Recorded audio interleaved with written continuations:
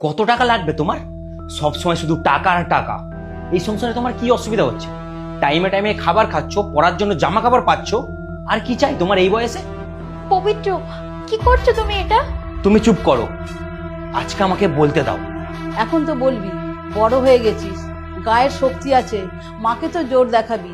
যখন তোর শক্তি ছিল না, তখন আমার শক্তি দিয়ে তোকে মানুষ করেছি, তোকে খাইয়েছি, তোকে হাঁটতে শিখিয়েছি রে। আমি সেটা কোনোদিন অস্বীকার করিনি, আর ভবিষ্যতে করবেও না। কিন্তু তুমি এখন পায়েলের সাথে যে ব্যবহারগুলো করছো, সেটা একটা ভালো মায়ের পরিচয়? বাহ বাহ, এখন তুই আমার পরিচয় নিয়ে কথা বলছিস? তোর বইয়ের পরিচয়টা কি তুই জানিস? একটা নিচু জাতের মেয়েকে তুই বিয়ে করে এনেছিস, সেটা যে আমি মেনে নিয়েছি, সেটা তোর সৌভাগ্য। এই উঁচু জাত নিচু জাত কি মা? আমরা সবাই রক্ত মাংস দিয়ে করা, তাহলে এই উঁচু জাত নিচু জাত কেন? আসলে তোমার না জাতের সমস্যা নেই, আসল সমস্যা অন্য কিছুর। কি বলতে চাইছিস কি তুই? আমি কি বলতে চাইছি তুমি বুঝতে পারছো না, নাকি না বোঝার নাটক করছো? দাদা, আমি কিন্তু অনেকক্ষণ ধরে চুপ করে আছি, তা বলে এই নয় তুই মাকে যা খুশি বলে যাবি। তুই চুপ কর, তোর সাথে আমি পরে কথা বলছি। আমি অনেক সহ্য করেছি, আজকে সব কথা আমি বার করেই ছাড়বো। তোর কাছ থেকে টাকা চাওয়াটা কি আমার অপরাধ? তুই তো জানিস কি জন্য আমি তোর কাছে টাকাটা চেয়েছি। তোর ভাইয়ের অ্যাডমিশনের টাকাটা এখনো পর্যন্ত জমা দেওয়া হয়নি। সেটা আমি জানি, আর তার জন্য আমি টাকা জোগাড় করছি।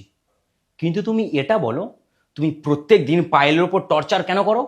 এটা তুই কি বলছিস? ও সব বানিয়ে বানিয়ে তোকে বলেছে, তুই বিশ্বাস কর, সব মিথ্যে কথা। ও আমাকে এই সম্বন্ধে কিছুই বলেনি, সবটা মুখ বুজে নিজে সহ্য করে গেছে।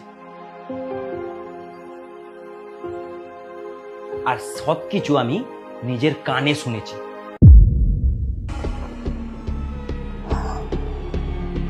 আচ্ছা, আমাকে বলো তো, পায়েলের হাতটা কিভাবে পুড়ে গেছে? কি করে আবার? রান্না করতে গিয়ে হয়তো। না, তোমরা মিথ্যা কথা বলছো। ওর বাপের বাড়ি থেকে আমার আংটি আর যৌতুকের টাকা দেয়নি বলে তোমরা পায়েলের ওপর প্রত্যেক দিন অত্যাচার করছো। আজ আসার সময় একটু জ্বরের ওষুধ আনবে? মনে হয় আমার জ্বর আসতে পারে, শরীরটা ভালো না। আচ্ছা ঠিক আছে, আমি একটা ক্লায়েন্টের বাড়িতে এসেছি, আমি ফেরার পথে নিয়ে যাব। তুমি একটু রেস্ট করো। আরে বাবা, রেস্ট নেওয়ার মতো তেমন কিছু আমার হয়নি, আমি ঠিক আছি। আর শোনো। বৌমা, ও বৌমা, হ্যাঁ মা, আসছি। ও বৌমা, বৌমা, তোমার বাপের বাড়ি থেকে বাবুকে আংটি, তোমাকে গলার হার, আর যে টাকাটা বাকি ছিল সেগুলো দেওয়ার কথা তোমাকে বলতে বলেছিলাম, তুমি বলেছিলে? আমি বলেছি মা, বাবা বলেছে বাবার জোগাড় হয়ে গেলেই দিয়ে যাবে। আর কতদিন সময় নেবে? এদিকে ছোট বাবুর কলেজের ফিস এখনো জমা পড়েনি, ওটা তাড়াতাড়ি